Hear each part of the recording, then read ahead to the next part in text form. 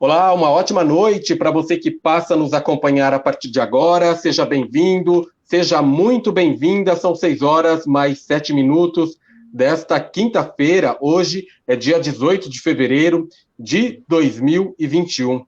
Seja bem-vindo, seja muito bem-vinda. Estamos iniciando a nossa live. Eu gostaria de pedir licença para você, Edson, que está aqui à direita do meu vídeo, acredito que para a esquerda de quem nos acompanha, no seguinte sentido aqui de trazer uma explicação ou de trazer um posicionamento prévio em relação ao noticiário local. Na manhã de hoje, nós publicamos uma matéria no que diz respeito a um evento ocorrido na cidade no último dia 16 de janeiro. A matéria publicada na manhã de hoje repercutiu em toda a sociedade, entre todos os moradores, também sendo veiculada aí através da nossa plataforma nas redes sociais. Em relação a este assunto, a repercussão deste caso, os posicionamentos deste veículo de informação e de comunicação, nós traremos na sequência, logo após o encerramento dessa entrevista aqui na nossa página. Portanto, vocês que nos acompanham, logo após o encerramento desta entrevista com o Edson Dias Bicalho, que é presidente aqui do sindicato, deixa eu só me localizar aqui um minutinho só, para a gente, que é presidente do Sindicato dos Trabalhadores nas indústrias químicas, farmacêuticas e da fabricação de álcool, etanol, bioetanol e biocombustível de Bauru e região, e também secretário-geral da Federação dos Trabalhadores nas Indústrias Químicas e Farmacêuticas do Estado de São Paulo, a FEQINFAR.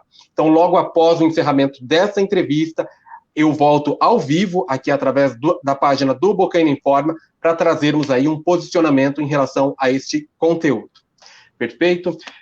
Feitas estas considerações, eu aproveito agora para, então, iniciar essa entrevista, desejando uma boa noite para o Edson Dias Bicalho, que já fiz a tua apresentação aí. Edson, boa noite, obrigado por aceitar participar desta transmissão. O Edson que vai trazer para nós aí uma visão panorâmica em relação a esse período de pandemia que nós estamos todos enfrentando, atravessando, né? Esperamos que logo termine toda essa realidade pela qual nós estamos passando e enfrentando, e então todas as implicações no que diz respeito ao dia a dia dos trabalhadores, as repercussões no que diz respeito à economia também, à saúde e à vivência de todos nós. Boa noite, Edson. Obrigado mais uma vez pela participação.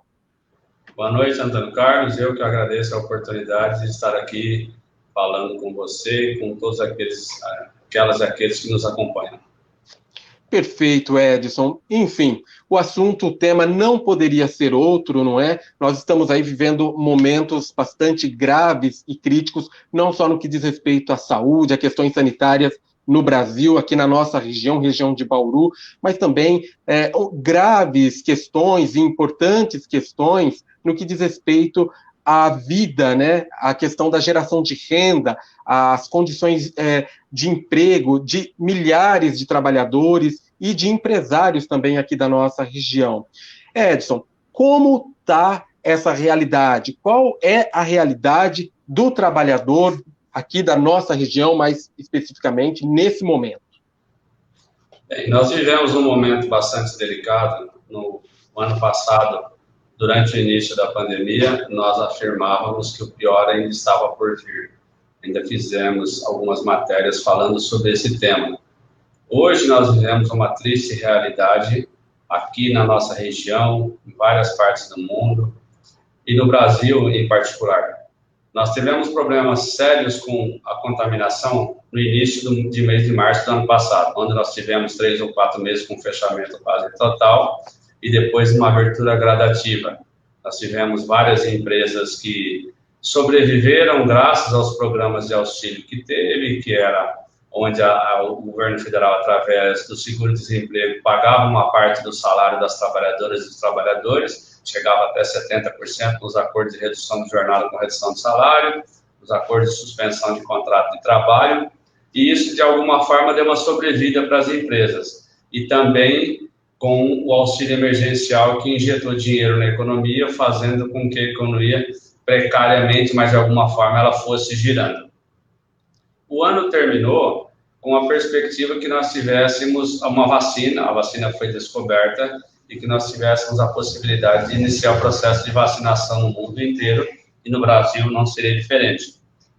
Lamentavelmente, nós temos enfrentado no Brasil muitas dificuldades, porque nós estamos vivendo aqui no Brasil, principalmente na nossa região, Araraquara já está em lockdown, Jaú deve ir para lockdown, Itapetininga tem uma região grande também com lockdown, em função da segunda onda.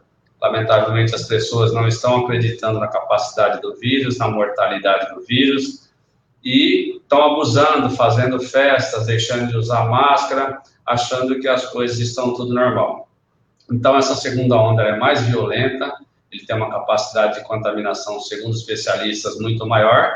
O outro demorava 72 horas para a pessoa começar a transmitir, esse se começa a transmitir com 72 horas, segundo os especialistas estão dizendo. Então, com 24 horas. Então, nós temos uma transmissão muito mais rápida e isso vai levar ao caos. O que nós assistimos na Amazonas, quando começou a faltar oxigênio, nós não estamos muito distantes aqui na nossa região e aqui no estado de São Paulo.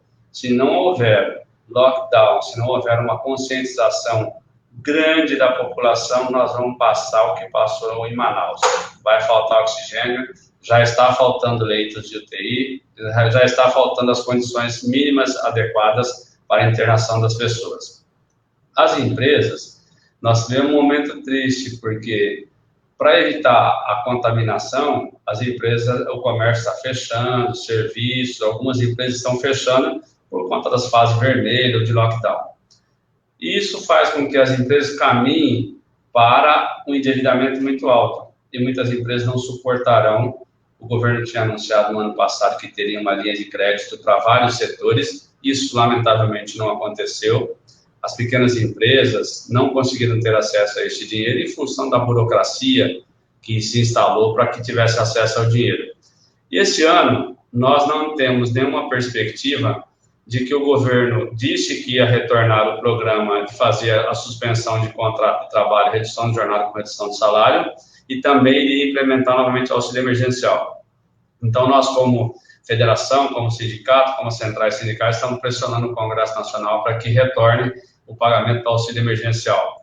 Nós temos muitas famílias passando fome, e nós vamos viver um processo de miséria no Brasil, como poucas vezes foi visto na nossa história, se não tivermos uma saída emergencial para esses problemas. E nós vamos ter um número recorde de empresas, lamentavelmente, fechando, e muitas fechando sem sequer pagar a rescisão de contrato das suas trabalhadoras e seus trabalhadores. Então, nós vamos viver um momento bastante triste, bastante crítico, e infelizmente, o governo, na época que começou a pagar, muita gente que estava empregada, empresários, muita gente que recebeu indevidamente o auxílio emergencial, não devolveu, e muitas pessoas que precisavam ficaram sem. Então, nós esperamos que o governo, que o Congresso Nacional aprove emergencialmente o retorno dessas condições do pagamento do auxílio emergencial, não nos moldes que estão colocando 250 a 300 reais, mas que volte aos 600 reais e faça um pente fino e pague para quem realmente precisa.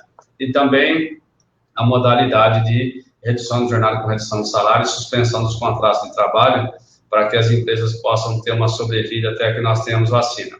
Nós temos uma dificuldade, muitas cidades já deixaram de vacinar porque nós não temos mais vacina. O Brasil tem uma dificuldade imensa de conseguir os insumos para produzir a vacina.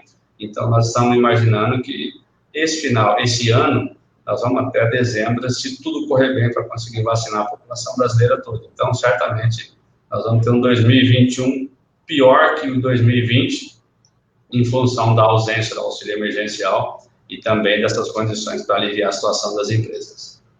Perfeito, Edson. Aí trazendo nesse primeiro momento um panorama geral, uma visão geral de tudo aquilo que, de certa forma, está relacionada à questão da empregabilidade, a questão envolvendo os financiamentos por parte do governo federal nas medidas para enfrentamento da crise financeira e econômica no país. Agora, o que a gente percebe nesse cenário todo, né, Edson, é que o trabalhador, ele fica numa situação bastante fragilizada, não é? Porque há aí alteração de contratos e, inclusive, alguns patrões, alguns empregadores podem, de repente, querer se aproveitar desse momento, não é? E pressionar ainda mais os seus funcionários, porque nós estamos vivenciando um momento que, enfim, é isso que eu tenho para te dar. Se você quiser, ótimo. Se você não quiser, tem quem queira. É preciso ter muito cuidado em relação a essa questão, não é mesmo?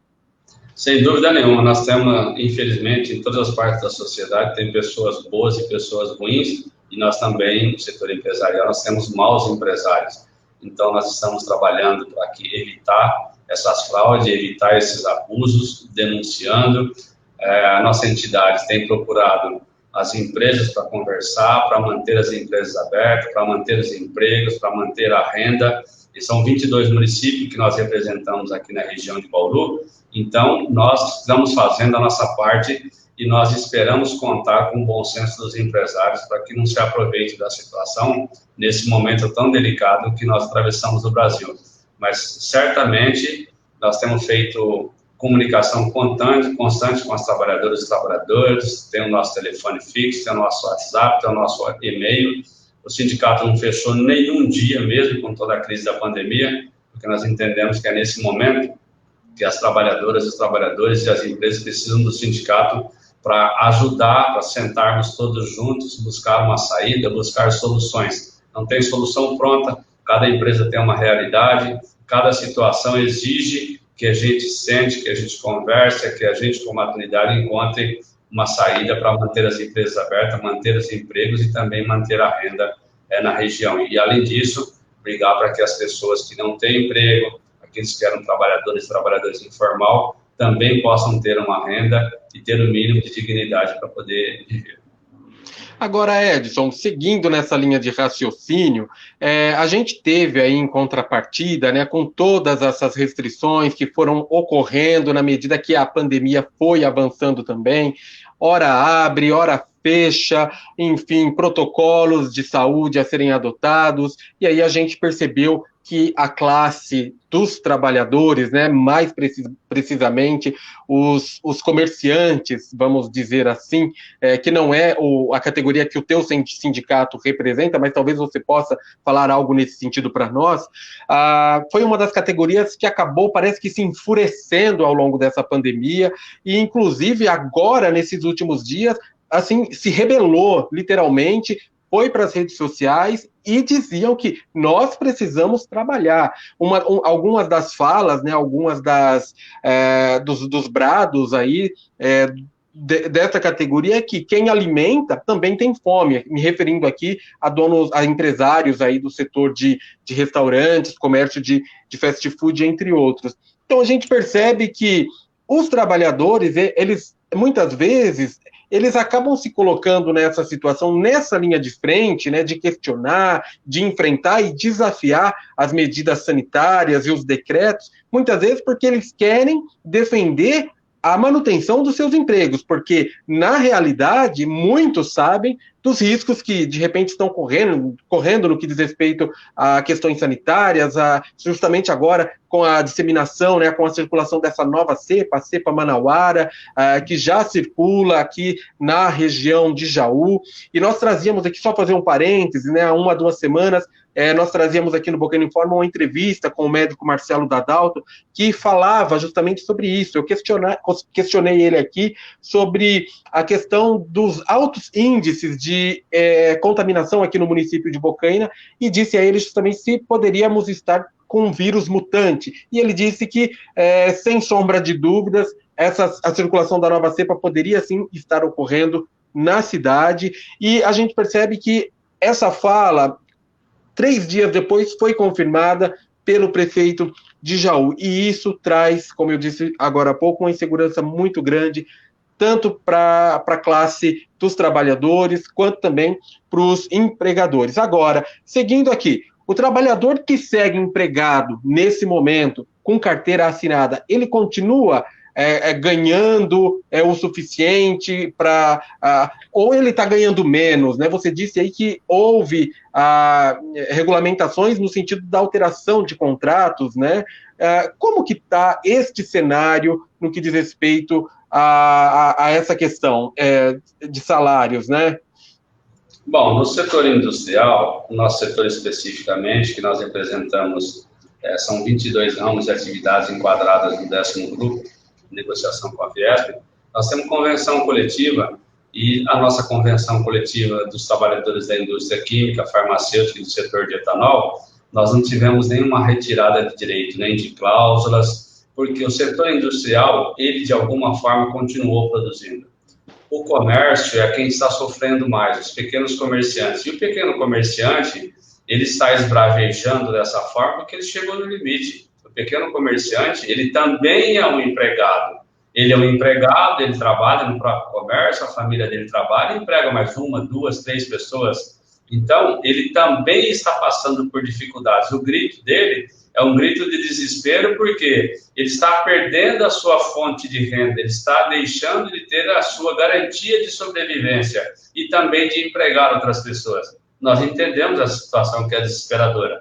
Então, o comércio e serviço é o setor que mais sentiu, que mais está sentindo. Agora, isso acontece por falta de políticas públicas. Nós não temos ajuda do governo federal para esses setores, nós não temos ajuda do governo estadual, e nós não temos a ajuda do governo municipal. Então, falta política pública para socorrer esses empresários nesse momento.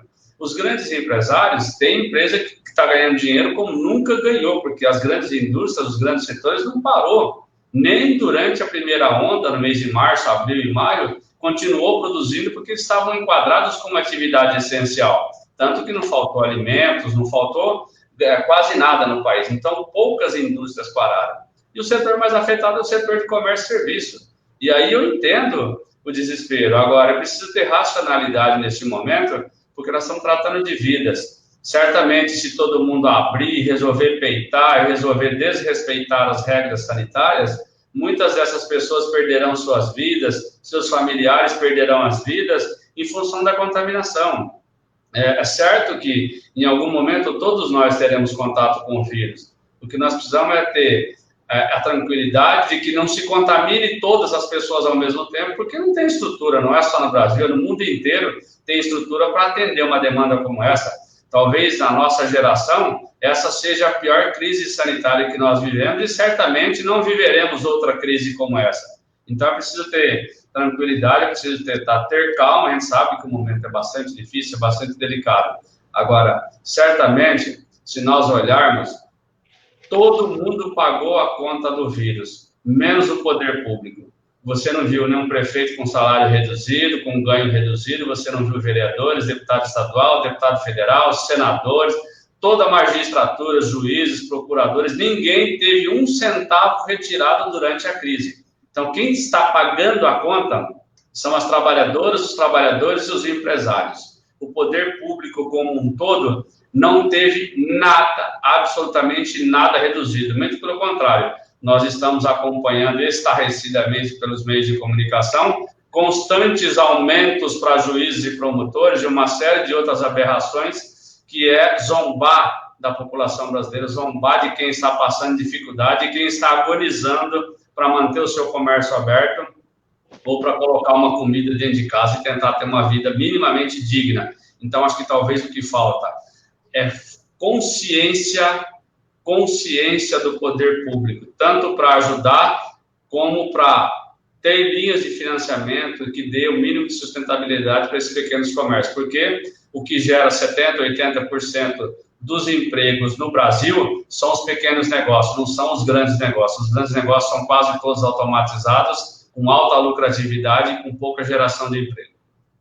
É interessante tudo isso que você fala, e é tudo muito interessante mesmo, justamente nesse sentido, disso que você traz, né? O poder público publicou decretos, assinou decretos, medidas, mas não cortou na própria carne. A gente não viu nenhuma movimentação nesse sentido. Além dessas aberrações aí que você trouxe, né, que diz respeito ao aumento de salários e tudo mais, a gente percebeu também uma insensibilidade e uma falta de coerência muito grande quando esses setores, né, o setor público, né, a questão aí da administração pública, em determinados momentos questionou a necessidade de ser vacinado primeiro, né? A gente teve aí falas que vieram de alguns setores aí da Justiça, do Judiciário, Ministério Público e também do STF,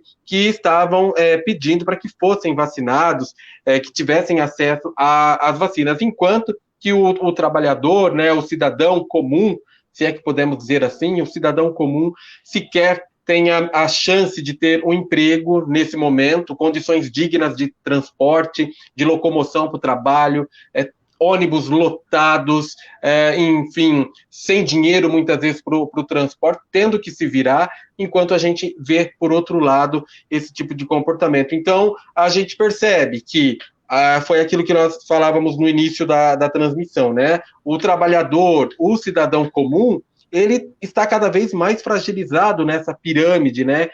Quando a gente começa a colocar sobre uma questão sobre a outra, né? Numa escala de valores. Tudo muito preocupante mesmo. Agora, você dizia também, Edson, que as empresas, né? Os grandes conglomerados não deixaram de produzir, né? Não fecharam, mantiveram aberto aí ao longo desse período. Mas, em contrapartida, a gente percebe que houve um aumento gradativo, né, de combustíveis, o preço da cesta básica aumentou, inclusive. E aí, como que fica essa situação?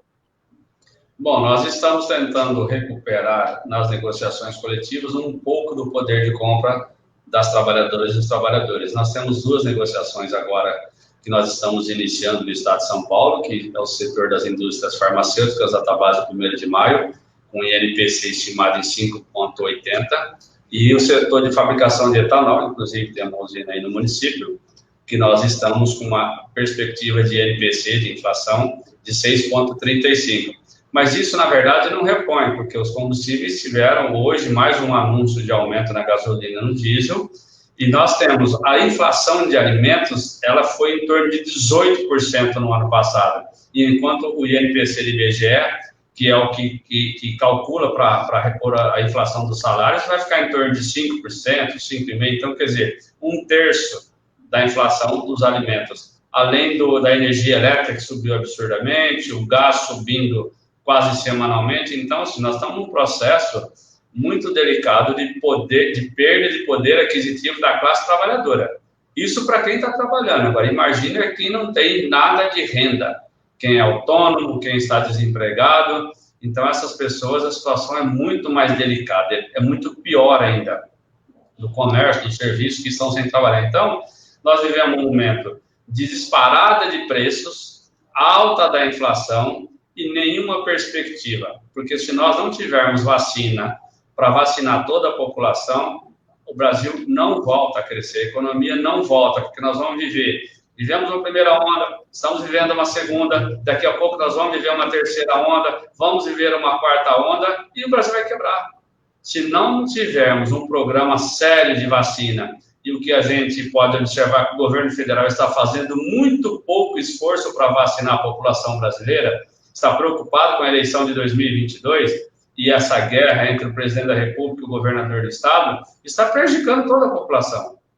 Então, nós estamos pagando uma conta alta. Além de o poder público não ter mexido nos seus rendimentos, está pouco se lixando para a população que está passando fome, que está cada dia mais miserável, sem a mínima condição de vida. Se nós olharmos, pode olhar em Bocaina, aqui em Bauru, nas grandes cidades, a quantidade de famílias que estão morando embaixo de viadutos, morando na rua. Famílias. Você vê o marido, você vê a esposa, você vê filhos, você vê crianças morando na rua porque perdeu tudo que tinha e não sabe como recomeçar. Então, o poder público precisa botar a mão na consciência e olhar um pouco para isso. Esquecer a eleição de 2022 e pensar que em 2021 nós estamos amargando talvez uma das piores crises da nossa história. Eu gostaria só se possível, de complementar aqui a fala do Edson e falas muito oportunas, sobretudo nesse momento bastante delicado que nós estamos vivendo no que diz respeito à economia do país, né? Ô Edson, você dizia sobre a crise sanitária sem precedentes. É uma crise sanitária sem precedentes, talvez a maior da história da humanidade, por que não dizemos assim? Eu costumo fazer essa comparação pelo seguinte motivo. No início do século XX, nós tivemos aí a gripe espanhola, né? Tivemos aí a varíola, entre outras pandemias. Mas nesse momento da história, nós não contávamos com rede de saneamento básico, nós não tínhamos uma educação para a saúde eficiente, nós não tínhamos hospitais, postos de saúde em larga escala, que pudesse atender a população nesse sentido. E mesmo assim, mesmo sendo uma crise sanitária gravíssima, essa de agora, com toda essa estrutura, com toda essa educação que que nós recebemos ao longo deste ano, com toda essa estrutura no que diz respeito à saúde, não está sendo o suficiente, né? Então a gente percebe mesmo que esta pandemia esse vírus, né, é algo muito sério, que as pessoas não estão entendendo. As pessoas elas não estão compreendendo que há algo sério acontecendo, mas elas não têm a dimensão disso, porque hoje nós temos serviços eficientes, né? Nós temos serviços de saúde, com toda a precariedade do SUS, ele é muito eficiente. Nós temos aí as pessoas que têm condições de pagar um plano de saúde, que de repente já não precisam do serviço público de saúde, são atendidos em clínicas, laboratórios particulares. Nós temos pessoas hoje que têm condições de urbanização, de higiene sanitárias mais adequadas. E mesmo assim, a gente está vivendo um caos, a gente está vivendo um absurdo, uma loucura. Basta olharmos para o Amazonas. E não vamos muito longe, vamos ficar aqui em Jaú, quando nas últimas 3 semanas nós estamos acompanhando o desespero da administração lá da prefeitura de Jaú, no que diz respeito à contenção da pandemia no município, em tentar conter o avanço do vírus, o adoecimento da população, para que se evite restringir ainda mais serviços, né? E as pessoas, mesmo assim, elas não estão tendo a consciência, porque à medida que elas avançam um passo, a gente percebe com toda a precariedade que o governo avança 2. E aí ela não consegue sentir na pele, de repente muitas pessoas que estão à volta acabam sendo impactadas por essa realidade, mas muitas pessoas não conseguem entender isso, e só vão entender isso quando precisam de um leito, ou de repente acabam tendo aí fatalmente, de maneira muito triste, a perda de algum parente. Então, eu percebo que é um pouco também por parte da população essa falta de clareza nas ideias também, que precisa ser tocada nesse assunto. Agora, tem uma outra questão também que eu gostaria de tocar no assunto com você, são os comportamentos. Você falava da guerra, né, do embate político entre o presidente Jair Bolsonaro, toda a sua equipe ali, né, governamental, e o governo do estado de São Paulo. Esse embate, ele está muito claro na esfera federal, na esfera estadual. Mas a gente percebe que existem alguns embates no que diz respeito a regiões menores. Nós tivemos essa semana aqui o comportamento da prefeita Suelen Rosim, que participou na semana passada de uma manifestação ao lado do empresário Luciano Hang, né, e esteve ali, né, num comportamento muito parecido com o do presidente Jair Bolsonaro, que vem sendo questionado pelo governo do estado de São Paulo, e você dizia que esse tipo de comportamento agora do poder público em nada ajuda. E você trazia também a questão da necessidade de se pensar a realidade do cidadão comum, do trabalhador, né?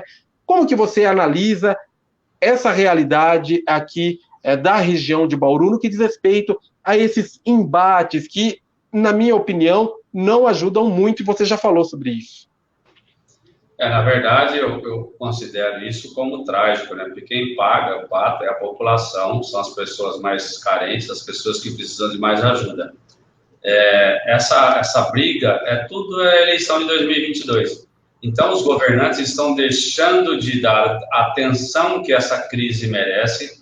a atenção que a população merece, a ajuda que a população merece, olhando somente 2022. Eles estão pensando única e exclusivamente na eleição de 2022 e ter essa polarização entre eles no momento, e certamente terá com outras pessoas. Eu acho isso bastante ruim.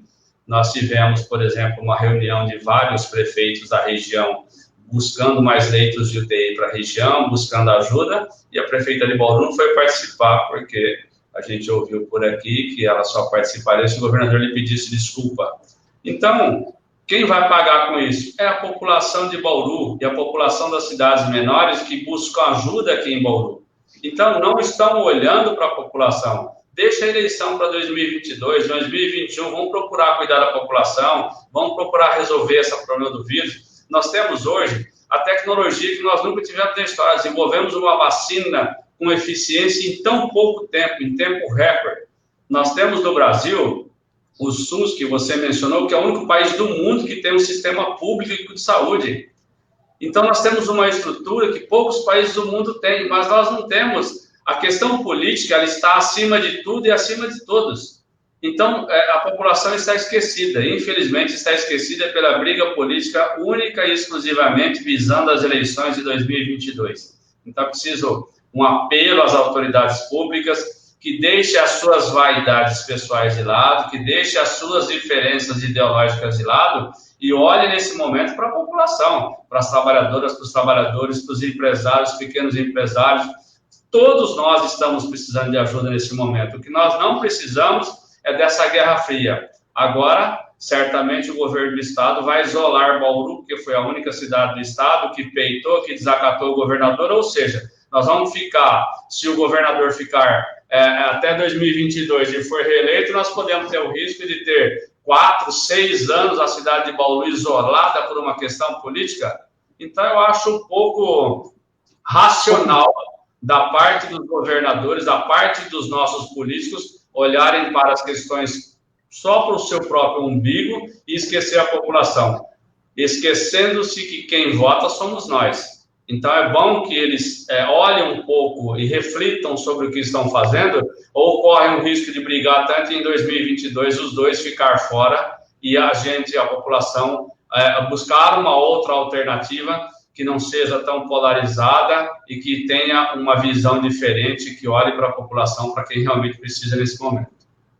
Perfeito, olha, eu gostaria mais uma vez aqui de agradecer a participação do Edson Dias Bicalho. A gente vai continuar com essa conversa. Antes, eu gostaria só de fazer novamente a apresentação, reapresentar o Edson para as pessoas que passaram a nos acompanhar e que, de certa forma, não têm a informação sobre quem é o Edson. O Edson Bicalho, ele é presidente do Sindicato dos Trabalhadores nas Indústrias Químicas, Farmacêuticas e da Fabricação de Álcool, Etanol, Bioetanol e Biocombustível de Bauru e região, além de secretário-geral da Federação dos Trabalhadores nas Indústrias Químicas e Farmacêuticas do Estado de São Paulo, a FEQIM-FAR. Edson, dando continuidade aqui à nossa conversa, essa questão da prefeita Suelen Rosim, eu trazia aqui ontem, e a sua colocação foi muito pertinente no que diz respeito à falta de racionalidade, no que diz respeito ao trato desse assunto. A prefeita, por mais que tenha uma diferença com o governador do estado, João Dória, por mais que tenha sido aí, em determinados momentos, inclusive ofendidas pelo governador, que não poupou ao chamá-la de vassala do presidente Jair Bolsonaro, a prefeita, em contrapartida, se aliou ao poder judiciário de Bauru, né, junto aí com o promotor Comono, e peitou o governo do estado. Agora, esse comportamento dela ontem realmente é algo que deixa todos nós muito apreensivos, no sentido de que, neste momento, ela poderia mostrar aí uma razoabilidade na sua conduta e tentar buscar, neste momento, aproveitar, né, a comitiva dos prefeitos para ter a sua presença ali, de certa forma, diluída em meio aos gestores públicos e municipais aí e tentar fazer uma meia-culpa com o governo do estado. Mas não, a postura dela foi muito taxativa no que diz respeito a não querer nenhum tipo de diálogo, a não ser aquele diálogo que ela está proposta a fazer, né? Então, assim, demonstrou por parte da prefeita Suelen Rosino, uma análise aqui que eu faço, né, e até peço licença para você, demonstrou pouca capacidade de coleguismo aos prefeitos da região, que de repente poderiam ali tê-la como um reforço, né? Ou de repente ela poderia utilizar esses prefeitos como um escudo a favor dela, né? Para reivindicar os seus próprios direitos, os seus próprios anseios como prefeita de Bauru, e de repente não soube aproveitar essa oportunidade. E eu sempre falo aqui que o comportamento da prefeita Suelen Rosim é muito, mas muito semelhante ao do presidente Jair Bolsonaro, que tem tido um comportamento muito difícil nesse momento, né? De pouco diálogo, de pouca capacidade de compreensão da realidade, de abstração das coisas. Então é tudo muito triste. Agora, o que o sindicato, o que vocês estão fazendo nesse sentido, né, de conseguir, por conta própria, né, sem aí muito apoio do poder público, que está preocupado, como você disse, em 2022, em solucionar, em trazer soluções, medidas, um debate, um diálogo com os setores da indústria, para que possam gerar aí, trazer uma maior tranquilidade para todos?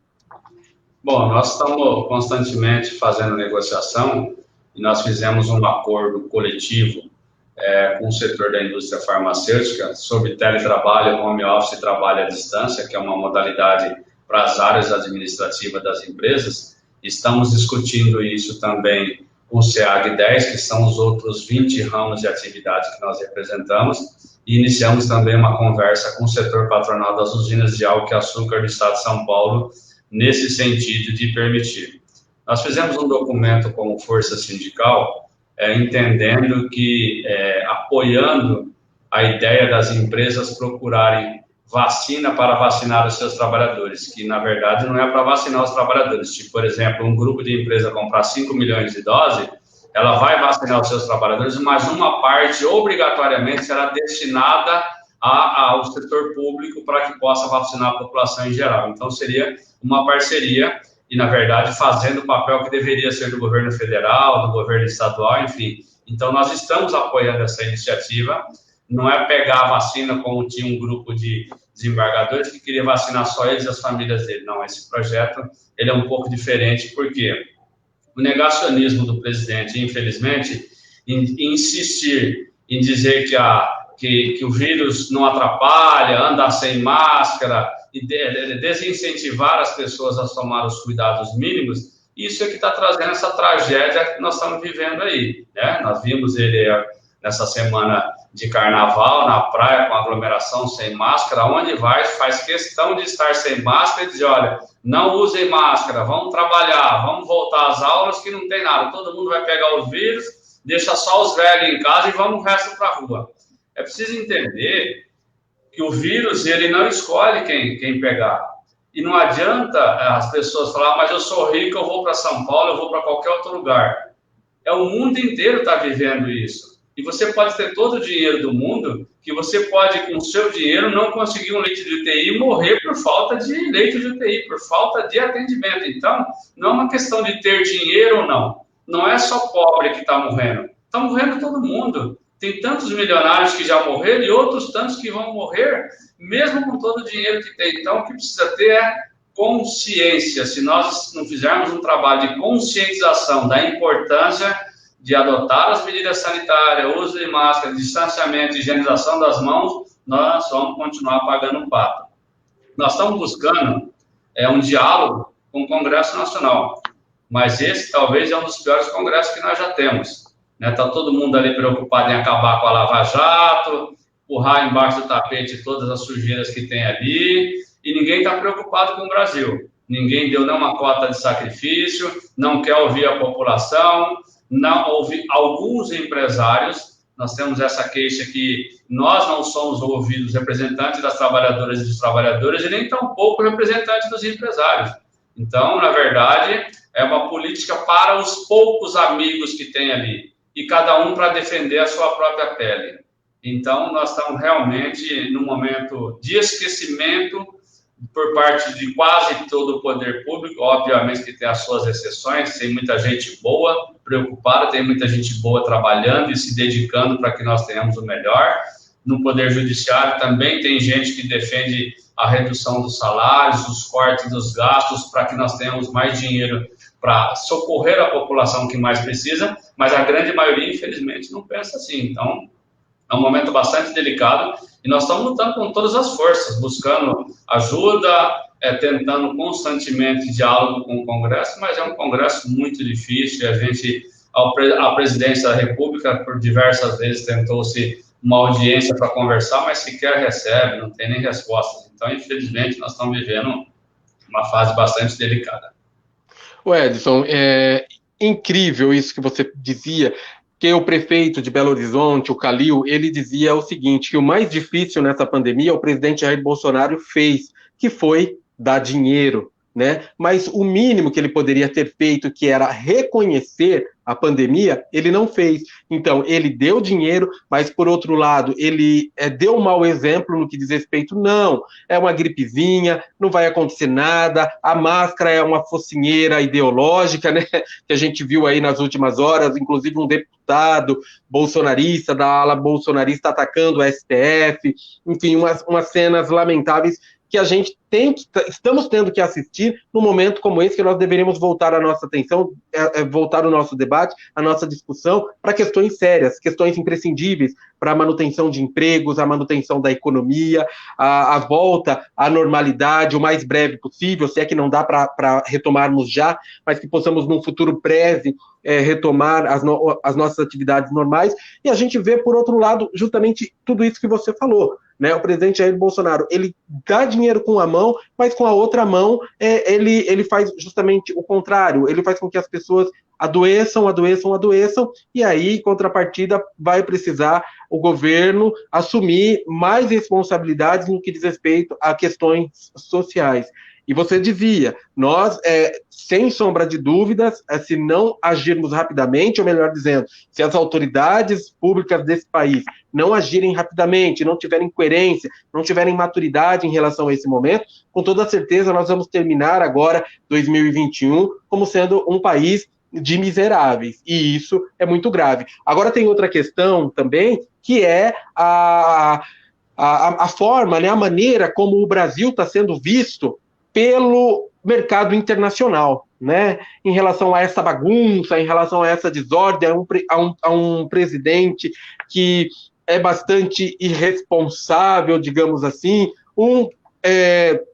ministro da Economia, um ministro da Saúde que, enfim, de logística não entende nada, o general Pazuello, que, enfim, a gente percebe uma desorganização muito grande do próprio governo, né? E isso é visto, a questão ambiental no país, sobretudo, né? A gente viu aí falas desastrosas, absurdas, inclusive da ministra da Agricultura, a Tereza Cristina, né?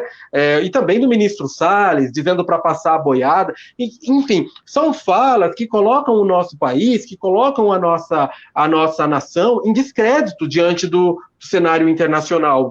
Como que você enxerga esse momento que nós, enquanto nação, estamos vivendo? Bastante preocupante, porque as grandes multinacionais, os grandes conglomerados de empresas certamente deixarão de investir no Brasil ou irão embora do Brasil. Então, nós já temos aí o anúncio da Ford que está indo já embora. Já tivemos, exatamente. E certamente nós teremos outras empresas que vão embora do Brasil, deixarão de investir no Brasil se não mudar essa política, não mudar essa forma de enxergar as coisas. Nós não temos nenhuma dúvida, nós temos um dos maiores potenciais de agronegócio do mundo e certamente o agronegócio brasileiro vai sentir duramente se não mudar a sua posição com relação à questão ambiental e à questão de uso de agrotóxico, que nesse governo liberou-se mais de 300 tipos de agrotóxico proibido no mundo inteiro, estão despejando tudo aqui no Brasil. As futuras gerações certamente pagarão essa conta. Mas muitas empresas, muitos países deixarão de fazer negócio com o Brasil na questão do agronegócio e também dos investimentos industrial, se não tiver uma postura diferente de todo o governo brasileiro. Nós sabemos aí que a postura do ministro da Economia, que veio com um discurso de liberalismo total, não consegue você fazer essa transformação tão abrupta de um dia para a noite. tudo isso é um processo que você leva anos construindo. E o governo chegou imaginando que eu assumo dia 1, dia 2 eu mudo tudo. Não funciona assim. Nós vivemos num mundo globalizado, e no mundo globalizado você tem muitas amarras políticas, sociais, ambientais. Então você não, vou deixar de pagar a ONU porque o Trump deixou de pagar, vou deixar de pagar o OMS porque o Trump deixou de pagar, vou deixar de participar disso, daquilo porque é ideologia de esquerda. No mundo globalizado você tem que conviver com tudo, no mundo democrático você tem que conviver com tudo, desde que não tenha os extremismos. Tanto o extremismo de esquerda ou o extremismo de direita não é bom para ninguém. O bom é o bom senso, o bom é você buscar um equilíbrio. E para ser governante, para ocupar um cargo público, você tem que ter a maturidade de saber que você vai ter que conviver com as pessoas que pensam igual a você e as pessoas que pensam diferente de você. Você não pode ser um governante só para as pessoas que pensam igual a você ou para as pessoas que apoiaram você, para as pessoas que votaram em você. Quando você é eleito com um cargo público, você tem que olhar o todo. Você tem que, às vezes, conviver com quem você, pessoalmente, não teria nenhuma relação, mas institucionalmente você tem que ter essas relações. É uma questão de sabedoria. Então, infelizmente, nós estamos encontrando uma dificuldade enorme nesse governo, justamente porque está ficando isolado do mundo. O único aliado que tinha, que, na verdade, nós viramos aí capacho dos Estados Unidos, cedendo várias coisas para os Estados Unidos, e agora mudou a presidência, como é que nós ficamos? Nós vamos ficar isolados? A nossa dificuldade em conseguir a matéria-prima da China é porque toda hora tem alguém do governo falando uma besteira da China, que é o nosso maior parceiro comercial no agronegócio, e, se eu não estiver enganado, é o único país do mundo que tem a matéria-prima para produzir a vacina.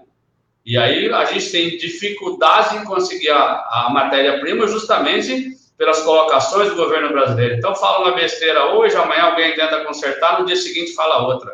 Então, nós vamos certamente viver tempos difíceis para a gente conseguir sair desse isolamento mundial que nós estamos vivendo. Nós tivemos uma discussão de uma vacina que foi oferecida no ano passado, em setembro, e não ofereceram, e tem documento que comprova que foi oferecido ao Brasil. Não, mas eu não vou comprar. E agora corre atrás, não, mas agora já tem um compromisso com outros países. Então, tudo isso, essas mazelas que nós temos enfrentado pelo poder público, a população está pagando a conta.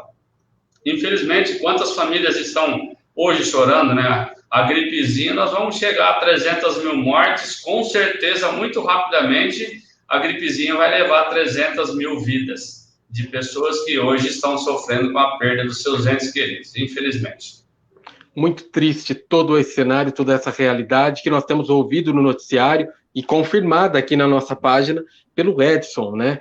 É realmente uma situação que nos deixa muito preocupados mesmo. Agora, a gente percebe que nesse momento tem pessoas que não estão tão preocupadas assim, e o governo se aproveita disso, né? Se aproveita das pessoas que estão nesse momento aí preocupadas com outras questões, em atacar a imprensa, com pessoas que estão aí ocupadas em tentar desviar o foco realmente do debate, né? E justamente o presidente Jair Bolsonaro, ele faz tudo, acredito que de caso pensado. Aquilo ali não é uma simples insensatez, né? A máscara é justamente para causar um tumulto, a não usar a máscara, as aglomerações justamente é para fazer com que a imprensa se coloque numa situação vexatória, porque a imprensa dioturnamente tem mostrado que aquela conduta não é uma conduta muito coerente, muito correta, mas aí você tem alguém com cargo público, né, no alto escalão do governo, né, a maior autoridade do país, que diz completamente o contrário. Quer dizer, é fazer o brasileiro, não é nem a imprensa, né? Porque a imprensa é simplesmente um meio de informação, né? Mas é fazer o brasileiro de bobo, né? Quer dizer, as pessoas aplaudem o presidente sem máscara, aplaudem o presidente na aglomeração, mas o presidente não vai precisar da fila da enfermaria, o presidente não vai precisar entrar na fila da UTI, né? Não vai precisar aguardar leito, porque tem condições, né? O presidente, não que ele não vai entrar, a questão não é exatamente essa, mas ele terá acesso a um atendimento à saúde muito melhor, né? Muito privilegiado. Em contrapartida, as pessoas que aplaudem essa loucura vão sofrer as duras penas por baterem palmas, literalmente, colocar música para o maluco dançar. É tudo muito preocupante. Olha, realmente, assim, deixa a gente até um pouco indignado, porque é difícil a gente assistir isso e ficar quieto, né? É tudo muito doloroso você saber que tem pessoas que estão morrendo, né? Que estão aí sofrendo a dor do luto, e, em contrapartida, tem pessoas que estão pouco se leixando, né? Estão caçoando de toda essa realidade. Agora, Edson, por favor, eu gostaria que você pudesse falar um pouco para a gente em relação ao aumento do número de desempregados e, em contrapartida, as políticas econômicas adotadas. Dar dinheiro, oferecer linha de crédito para os empresários, para os pequenos e micros empresários, é uma boa ideia? Nesse momento, por exemplo, o pequeno empresário está com a corda no pescoço, e aí o governo oferece uma linha de crédito, né, com prazos, com parcelas a perder de vista. Por outro lado, existe um endividamento do país, né? Enfim, você acaba tirando a roupa de um santo para vestir outro. Você enxerga dessa maneira ou não? Esse momento, as linhas de créditos são importantes ou precisamos ter alguma cautela em relação a essa questão? As coisas estão muito interligadas, né? Não adianta você despejar bilhões e bilhões de reais como crédito, porque você vai fazer o endividamento das empresas que em algum momento terão que pagar. Esse dinheiro não é doado, ele é emprestado. E com juros altos, né? Absurdos. O juro do Brasil, a carga de juros do Brasil, uma das maiores do mundo. Isso não vai resolver o problema, porque se nós não tivermos a economia girando, os empresários podem ter todo o dinheiro do mundo à sua disposição. Se o seu comércio está fechado, se a sua empresa está fechada, porque não tem a vacina, as pessoas não podem circular, então está tudo muito engrenado. A economia só vai voltar a crescer se nós tivermos um programa sério de vacinação e tivermos vacinação em massa. Aí sim, a atividade vai começar a voltar a funcionar, e aí sim vai precisar de dinheiro, injetar dinheiro na economia, injetar dinheiro nessas empresas, para que elas possam gerar empregos. O que gira a economia são as trabalhadoras e os trabalhadores, são os assalariados, não são os ricos. Os ricos pegam os seus jatinhos em tempos normais, vão jantar em Nova York, em Paris, e voltam no dia seguinte, para eles ser muito tranquilo. Quem faz a economia gerar é o assalariado. Então, se não tiver renda para a população consumir, você pode ter todo o dinheiro do mundo para as empresas. Quem tem que ter dinheiro, você tem que buscar esse equilíbrio. Não são só as empresas, mas o consumidor, a população tem que ter dinheiro. Porque se você tiver todo o dinheiro para a empresa e não tiver para a população, de nada vai adiantar, porque não tem consumo, não tem o giro da economia. Então, é preciso buscar esse equilíbrio. Agora, tudo isso só vai funcionar se nós tivermos um programa sério de vacinação, um calendário de vacinação em massa, que possibilite as pessoas voltarem para a rua, voltar a trabalhar, voltar às suas atividades, e isso ainda vai demandar um tempo, porque nós temos quase 60 milhões de pessoas, além dos 14 milhões de desempregados, nós temos os autônomos que nesse momento também estão todos sem emprego, estão todos em casa. Então, é preciso juntar as coisas. Ter o programa de renda para as famílias, ter um programa de linha de crédito para as empresas, e tudo isso, o principal é ter um programa de vacinação em massa. Sem isso o próprio Paulo Guedes disse na semana passada, é que nada vai acontecer se nós não tivermos um programa de vacinação em massa. Isso é no mundo inteiro, não é só no Brasil. Os outros países estão muito adiantados em relação ao Brasil, porque nós não temos, continua o negacionismo, não investindo, não estou preocupado com vacina, se sobrar eu compro, não vou pagar o preço que estão pedindo. Enquanto isso, o mundo começa a tomar a segunda dose em alguns lugares. Então, certamente, as economias no segundo semestre, o mundo inteiro vai crescer, vai voltar a se desenvolver. E nós, a continuarmos da forma que estamos, sem ter políticas públicas, nós vamos continuar patinando todo o ano de 2021 e se não tivermos muita sorte, provavelmente, no primeiro semestre de 2022, ainda estaremos patinando com a economia brasileira e com toda a questão sanitária. Agora, Edson, eu me solidarizo muito com você, né, com a categoria, no que diz respeito à classe empresarial, né, a setores da economia, de estarem buscando alternativas para viabilizar a vacinação, né? Você citava há pouco grupos de empresários que comprarão doses da vacina e destinarão parte da vacina para o setor público, né, para que faça a vacinação da população. Isso que você fala é muito interessante, porque nós tivemos aí, por parte da imprensa, a necessidade dos órgãos de imprensa, os grandes grupos de comunicação do país, de se organizarem, não todos, né? Alguns já parece que têm um discurso aí um pouco negacionista também em relação à vacina, mas não vamos entrar aqui nessa discussão, mas vamos falar daquilo que a gente consegue enxergar como a luz no fim do túnel. E a gente teve alguns grupos de comunicação que se uniram no sentido de promover uma campanha de vacinação, uma campanha de conscientização, melhor dizendo, fazendo o papel do Ministério da Saúde, do general Pazuello, né? Tivemos também em determinado momento, lá atrás, um pouco antes, a imprensa também se organizando de maneira a apurar números da pandemia que o governo, de certa forma, estava querendo ali omitir, de certa forma, e aí depois, não, a gente vai divulgar os números. Então, a gente percebe que a sociedade, esse momento está sendo um momento também para a sociedade, né, como um todo, se organizar. E, de repente, eu acredito também um pouco que seria muito bom que esse sonho se concretizasse, que nós pudéssemos depender cada vez menos do poder público, né, dos governantes, porque estes, sim, acabam, muitas vezes, oprimindo, escravizando, se aproveitando dos momentos de miséria que o país vive. Esse é um dos momentos de miséria que nós estamos vivendo, e nós percebemos claramente um aproveitamento, um oportunismo por parte do poder público aí, do setor político em relação a essa questão, né? Então, tudo muito triste mesmo. Edson, gostaria de poder agradecer mais uma vez a tua participação aqui, através da nossa página, nessa live que nós estamos fazendo aqui. É um bate-papo muito importante, com informações bastante relevantes. Eu gostaria de deixar você à vontade aí para suas considerações finais.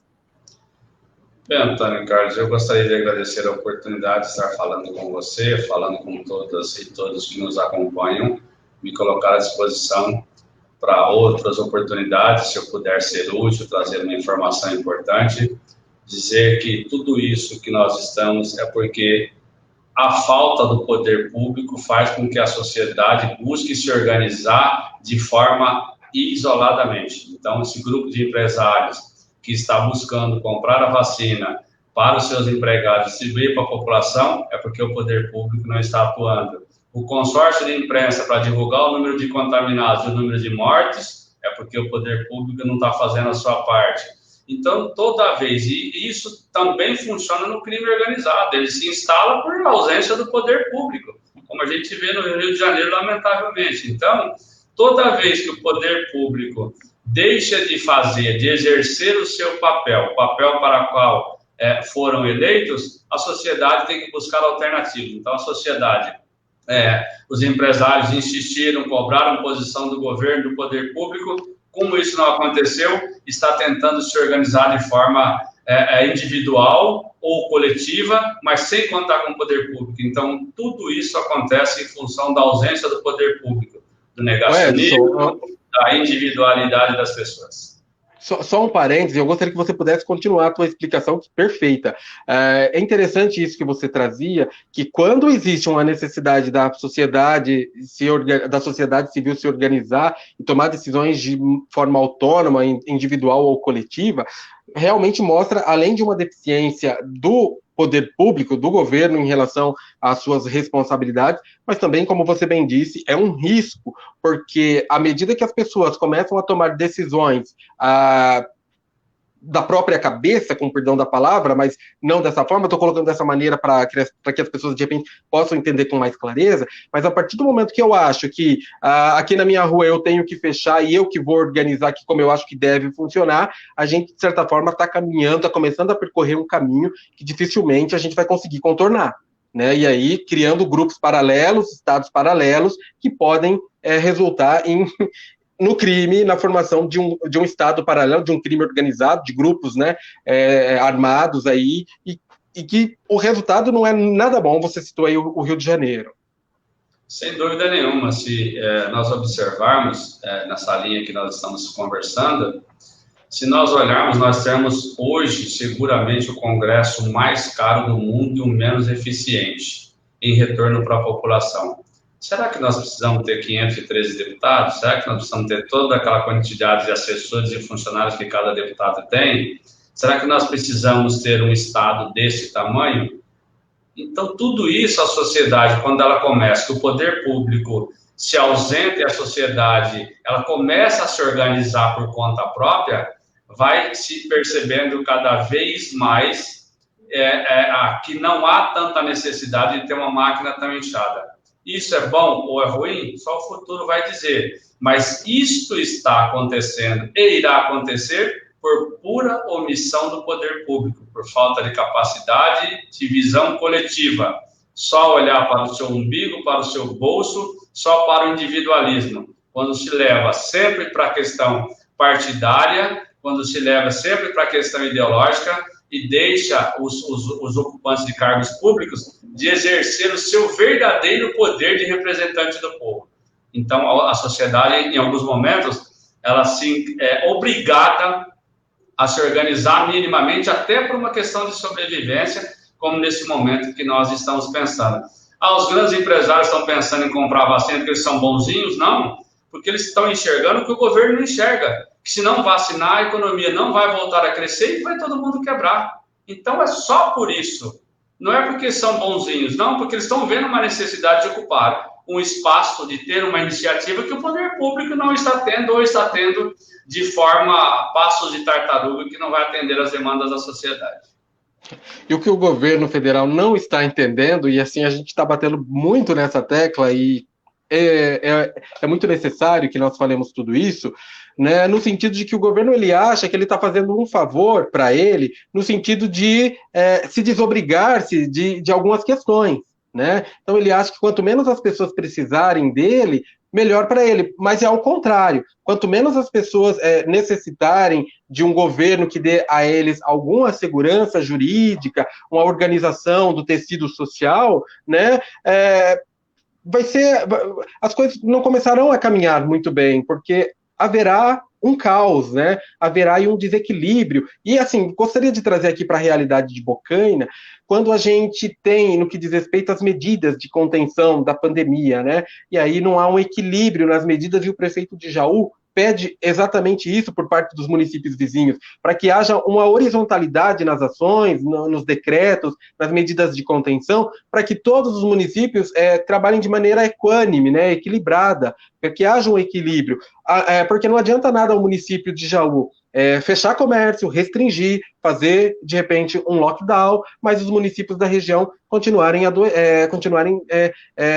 com medidas afrouxadas. E aí haverá um adoecimento, haverá uma necessidade das pessoas ficarem em casa, não poderão retornar ao seu trabalho, mão de obra especializada vai faltar, porque muitas pessoas que teriam condições de desempenhar essas funções no mercado de trabalho, na indústria, no comércio, vão a óbito, e aí não há mão de obra qualificada no sentido de suprir a demanda. Então, assim, é realmente tudo um tiro no pé o que esse governo, o que essa administração, o que essas gestões públicas em alguns, tanto nas esferas municipais, do governo do estado, né, das federações, quanto do governo federal, vem fazendo. São comportamentos bastante questionáveis.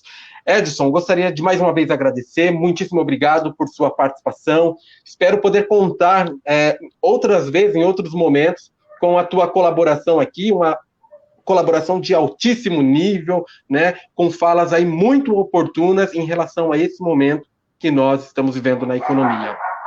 Se eu puder ajudar, estou sempre à sua disposição, agradeço mais uma vez a oportunidade e pode contar comigo sempre que você achar interessante e se eu puder ajudar. É um prazer estar falando com você e com todos que nos acompanham.